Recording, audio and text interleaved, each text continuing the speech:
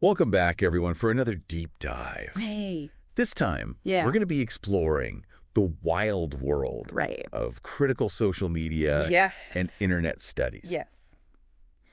We're taking a look at a research paper that reviews 9 Okay. highly influential studies on the topic. All right.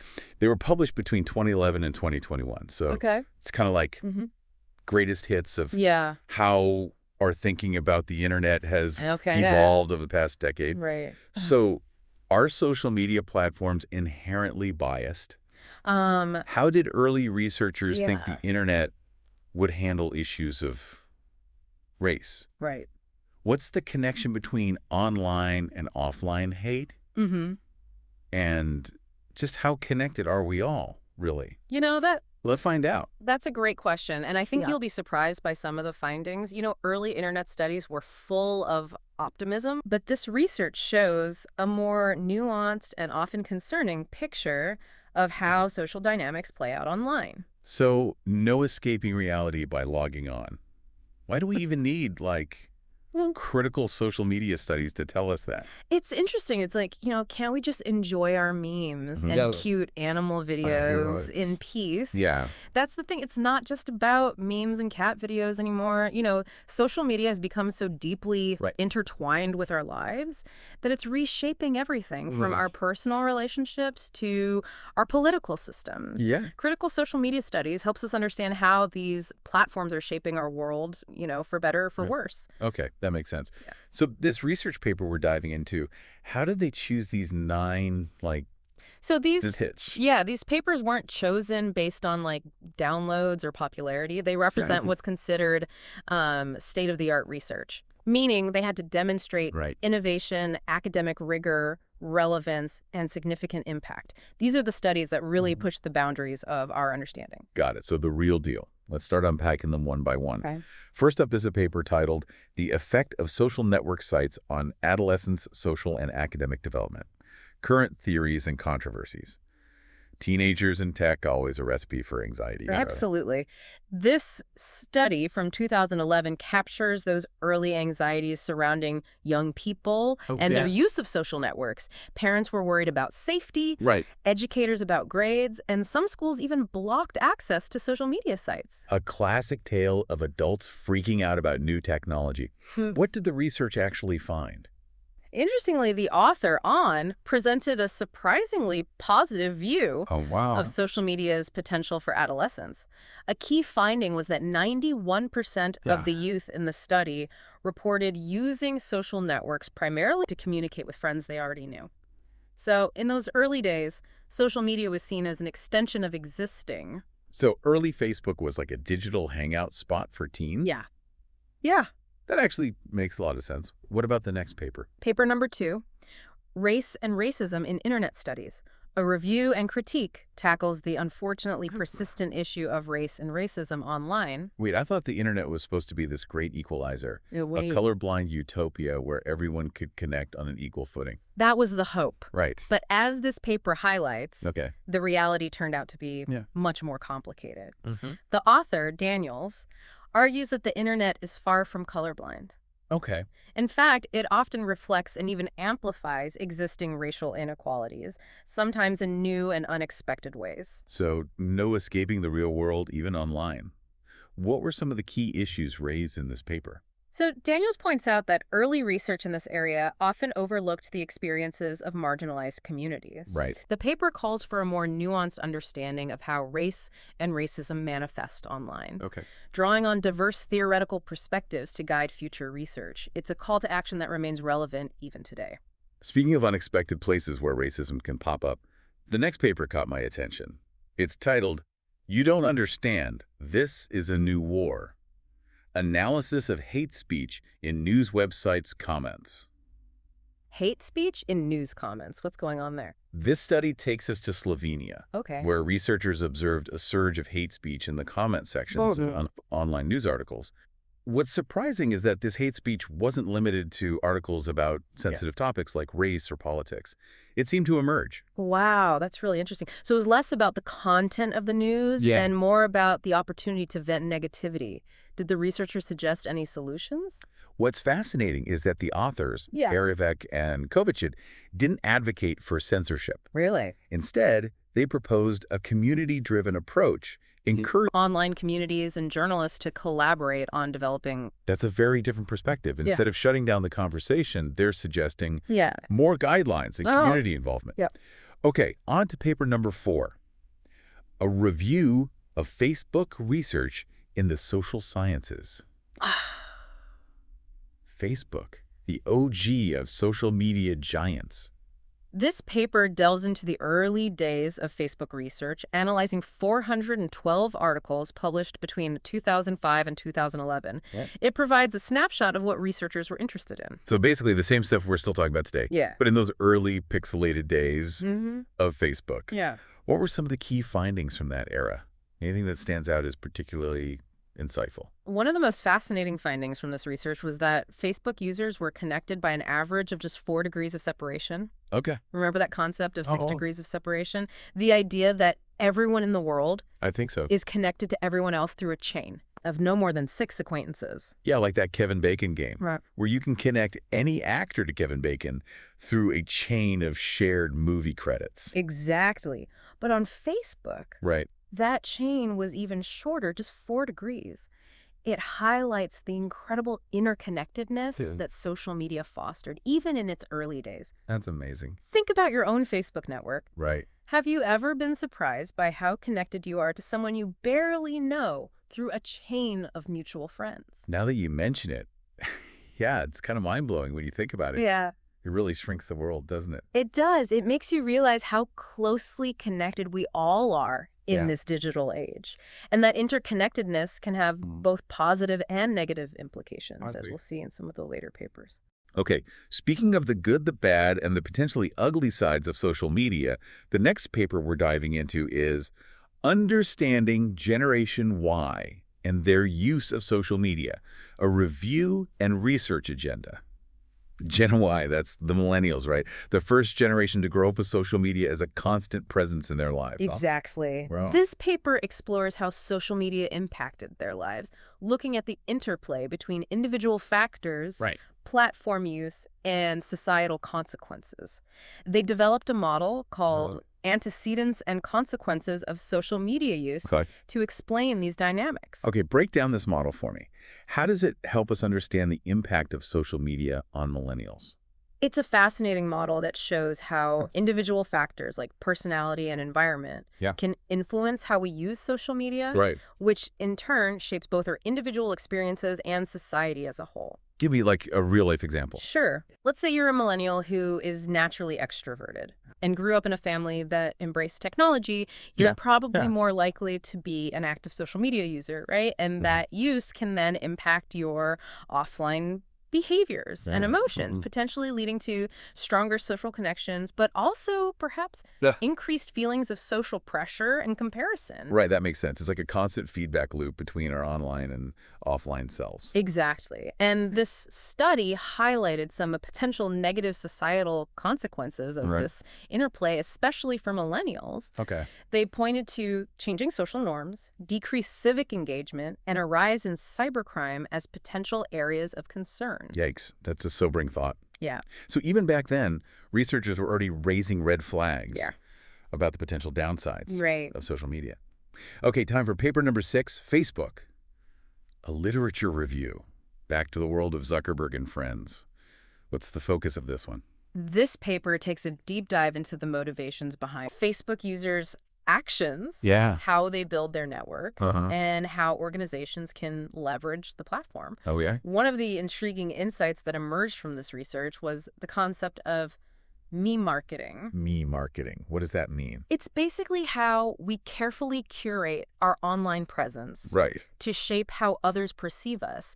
Think perfectly filtered photos, witty status updates. Right. Those carefully chosen profile pictures that make us look our best. Oh, I totally get that. It's like we're all performing a certain version of ourselves online. Yeah. It makes you wonder how much of what we see on social media is genuine, Right. and how much is just carefully crafted self-promotion. Exactly. It raises a lot of interesting questions about Yeah. authenticity, self-presentation, Right. and the impact of social media on our sense of self. Right. It's like, is my online persona the aspirational me or the trying to keep it real me? So many existential questions. Another important point raised in this paper is that much of the early Facebook research was conducted on U.S. college students. Ah, the classic research bias. Mhm. College students aren't exactly a representative sample of the entire global population, are they? Definitely not. The authors caution against Right. generalizing these findings to other demographics and cultures, Right. emphasizing the need for more diverse and representative research. Okay, that's an important point to keep in mind. Right. It reminds us that there are many different ways Yeah. of experiencing and using social media, Mhm. depending on your cultural background, age, socioeconomic status, and so on. Right. All right, on to paper number 7. Online Networks of Racial Hate. A systematic review of 10 years of research on cyber racism. That title doesn't exactly sound uplifting. This paper tackles the dark side of the internet, Right. analyzing how cyber racism manifests, Okay. its goals, the strategies used to spread it, Yeah. and its potential consequences. So it's a comprehensive look at online hate. What were some of the key findings? One thing that stood out to me was the evolution of the platforms Right. where cyber racism thrives. While early studies focused on online forums and chat rooms, Yeah. this research shows how cyber racism has spread to platforms like YouTube, highlighting So interesting how the platforms change, but the hate, unfortunately, persists. another takeaway was the diverse Yeah. and often unexpected goals. Wait, unexpected goals? Yeah. Like what? Well, beyond the obvious goals of spreading hate and inciting violence, Right. the researchers found that cyber racism is often used to validate racist views, build a sense of community among like-minded individuals, and even create a borderless transnational identity for white supremacists. A transnational identity for white supremacists.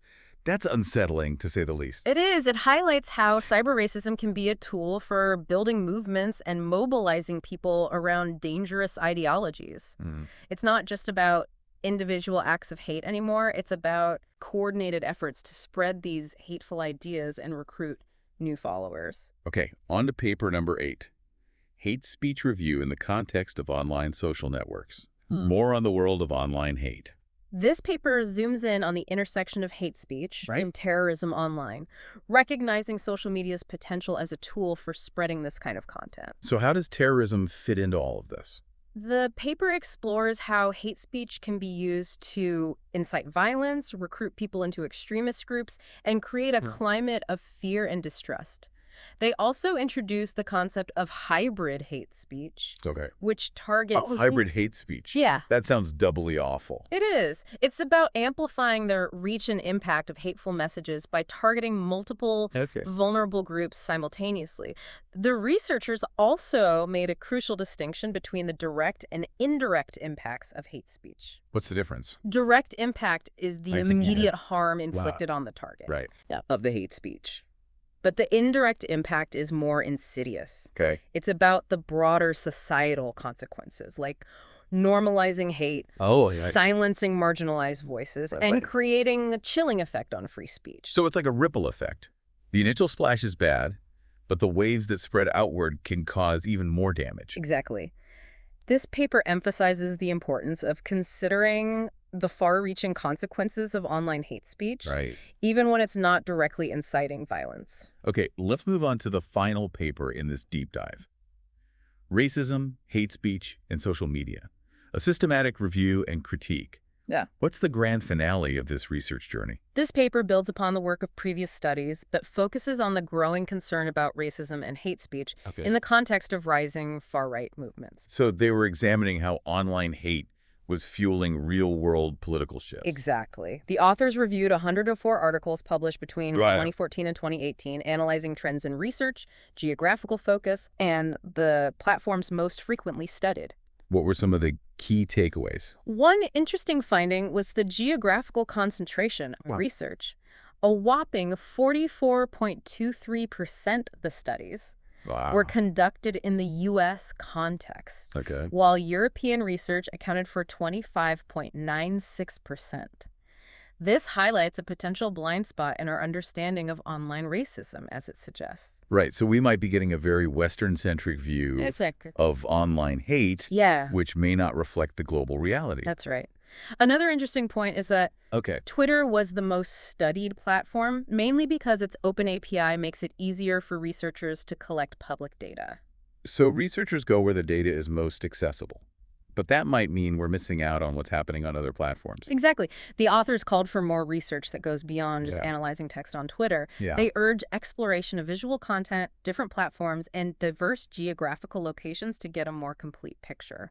They also stressed the need for more research on the structural nature of racism online. Structural racism? What does that mean in the context of social media?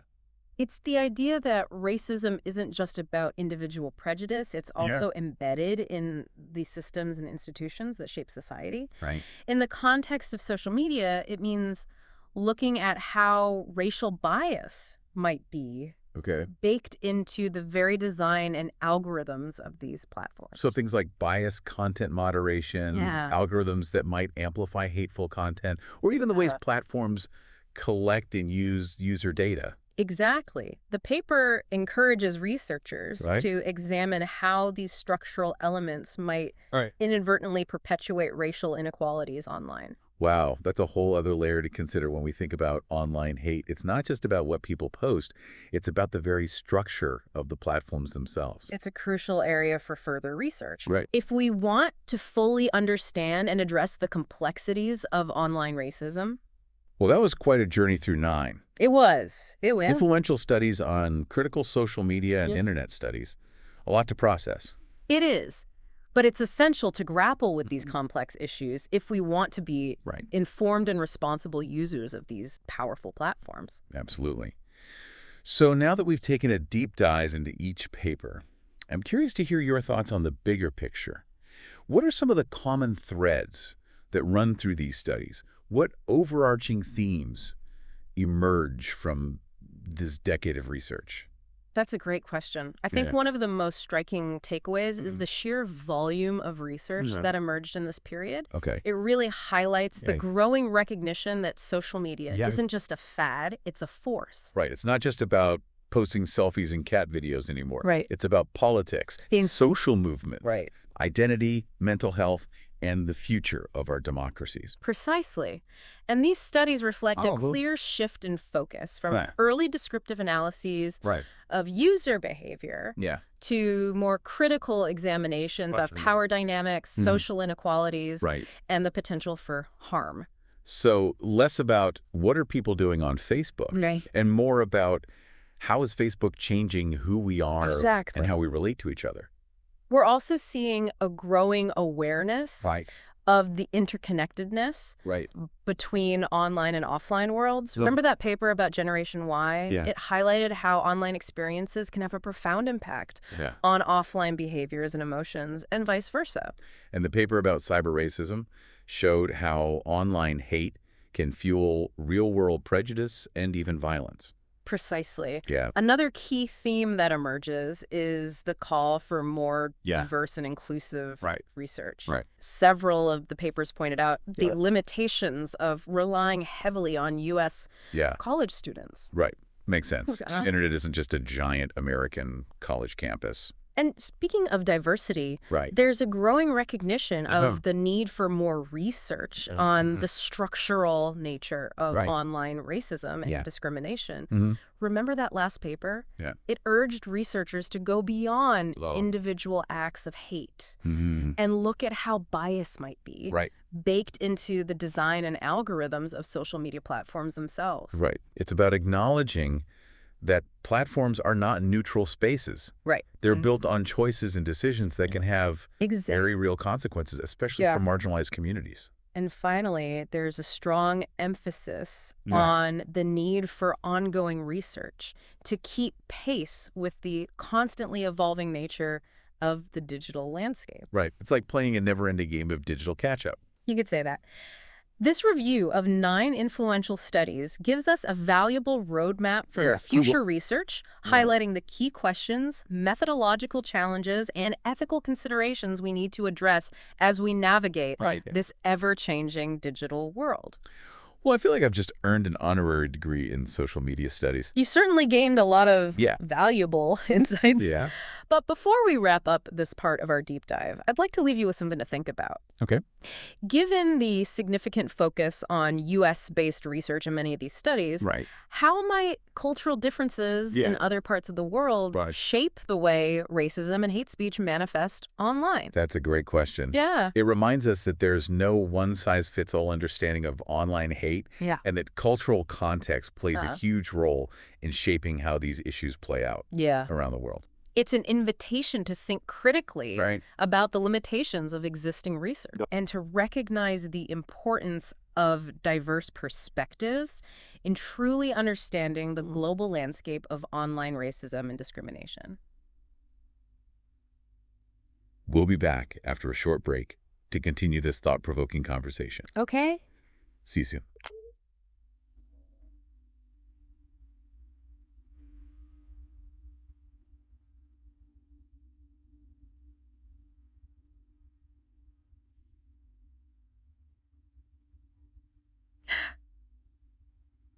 Welcome back. Before the break, we were talking about how cultural differences might manifest differently online depending on where you are in the world. Yeah, it's a reminder that the internet, for all its global reach, is still experienced through very specific cultural lenses. The ways we communicate, the social norms we adhere to, and even our understanding of concepts like race and identity are all shaped by our cultural background. So even though we're all using like the same platforms like Facebook and Twitter, we might be bringing very different cultural baggage to those interactions. That could definitely influence how we perceive and experience things like hate speech and online harassment. Absolutely. Think about it. Even something as simple as humor can be interpreted very differently across cultures. What might be seen as a harmless joke in one culture would be deeply offensive in another. And when you layer on the complexities of race, religion, and politics, the potential for misunderstandings and conflict becomes even greater. That makes a lot of sense. It also highlights the importance of having more like cross-cultural research in this field. If we're going to develop effective strategies to combat online hate, we need to understand how it manifests in different cultural contexts. I completely agree. There's a real need for more comparative research that looks at how online hate speech varies across cultures. For example, how do the specific platforms or online spaces where hate speech thrives differ across countries? Are there certain types of hate speech that are more prevalent in some cultures than others? These are just some of the questions that researchers need to explore. It also makes me wonder about the role of language. In all of this. The internet has become this global melting pot of languages. It has. But translation tools aren't perfect. And even subtle nuances in language can be lost in translation. Could that contribute to misunderstandings and escalate conflicts online? That's a great point. Language is so much more than just words. It carries cultural values, historical baggage, and implicit biases. Even when we're using the same language, like English, there can be regional variations and cultural nuances that can lead to miscommunication. Imagine how much more complex it becomes when we're dealing with multiple languages and cultural backgrounds interacting online. It's mind-boggling when you think about it. It is. It's like we're all trying to speak the same language online, but we're actually speaking different dialects with different cultural grammars and syntax. That's a great way to put it. And that linguistic and cultural complexity adds another layer of difficulty to the already challenging task of identifying and mitigating online hate speech.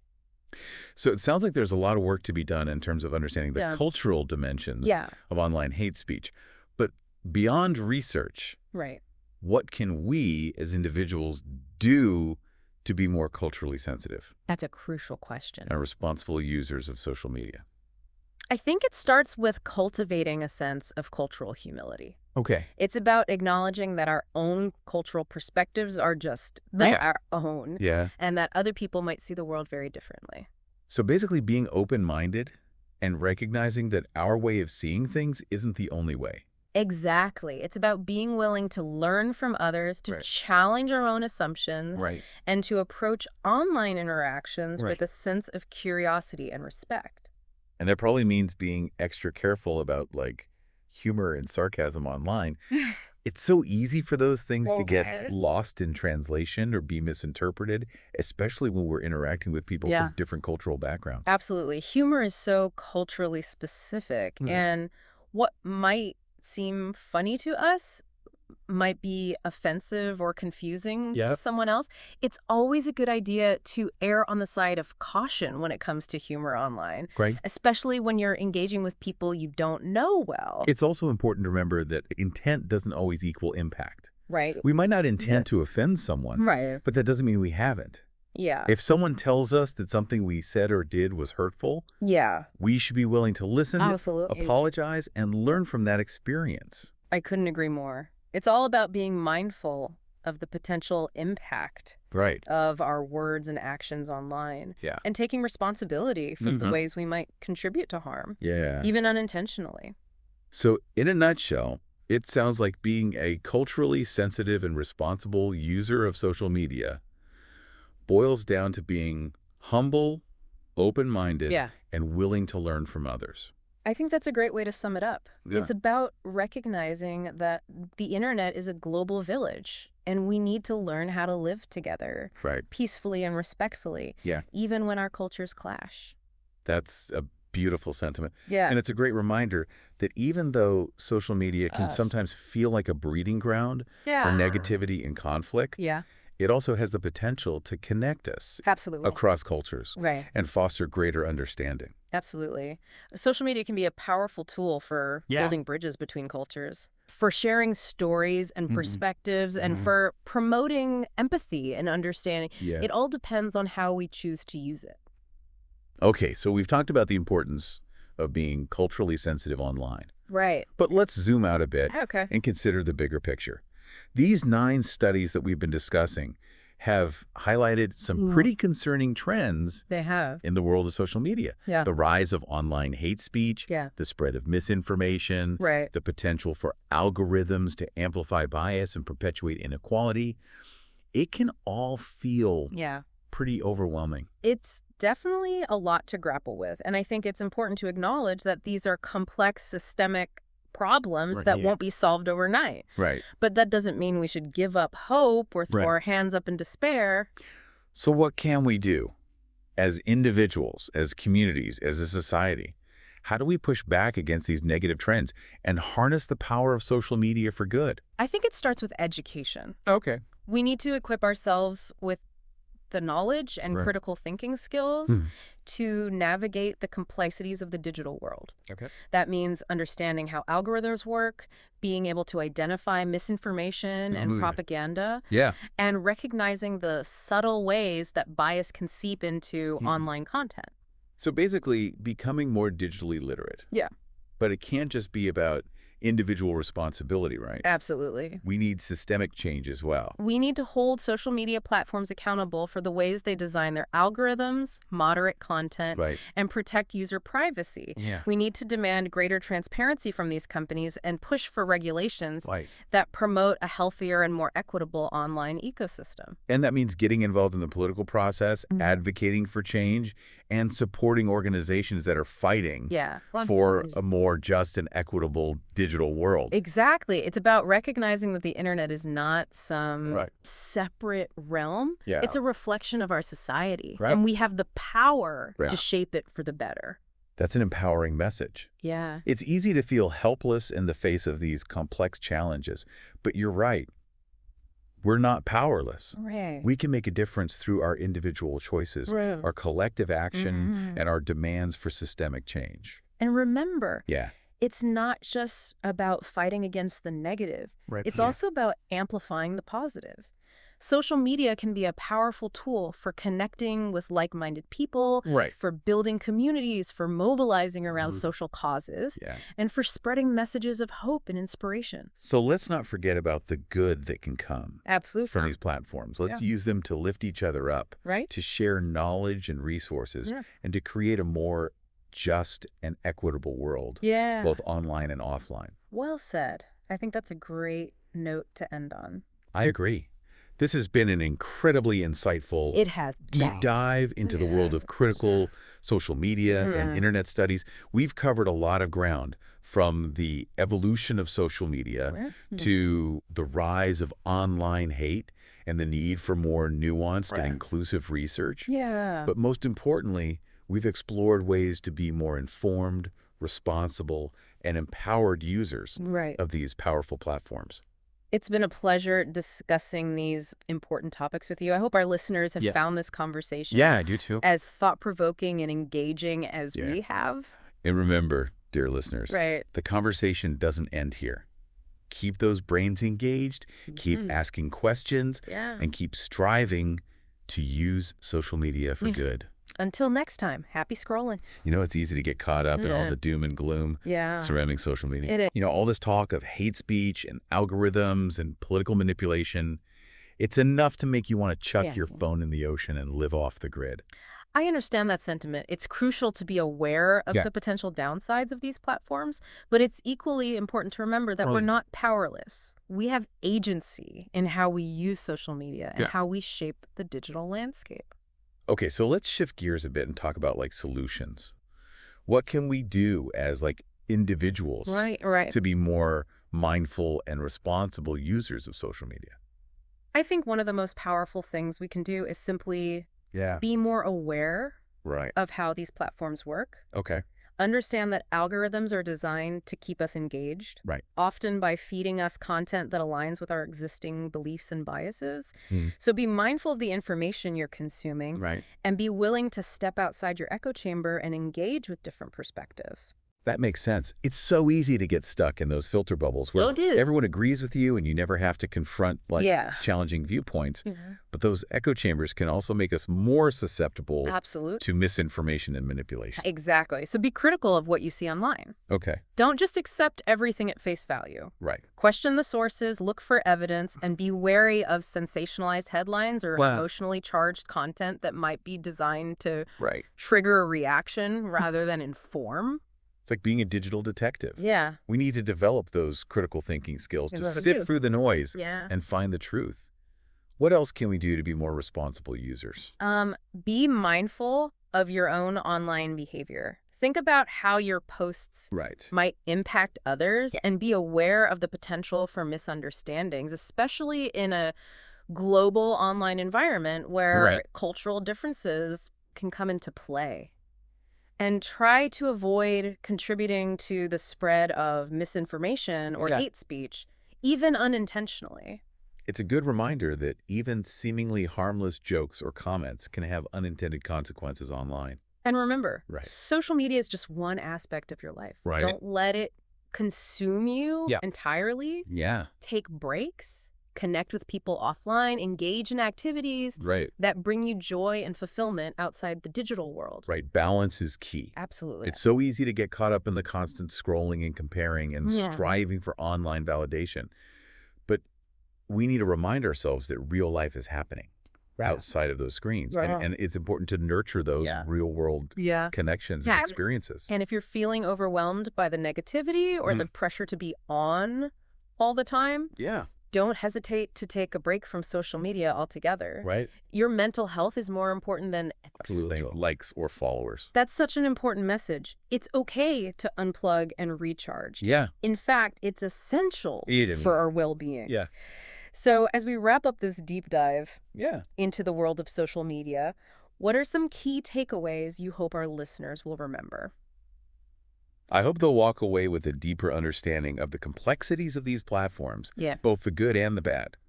Social media can be a powerful tool for connection, communication, and social change, but it can also be a breeding ground for negativity, misinformation, and harm. The key is to be informed, mindful, and intentional in how we use these tools. So basically, be thoughtful, be critical, and be kind. Well said. And remember, the conversation doesn't end here. Keep learning, keep asking questions, and keep striving to use social media for good. That's a great note to end on. Thanks for joining us on this journey into the world of critical social media and internet studies. It's been a pleasure. We've covered a lot of ground today. To our listeners, thanks for tuning in, and happy scrolling. Happy scrolling. But remember to scroll responsibly.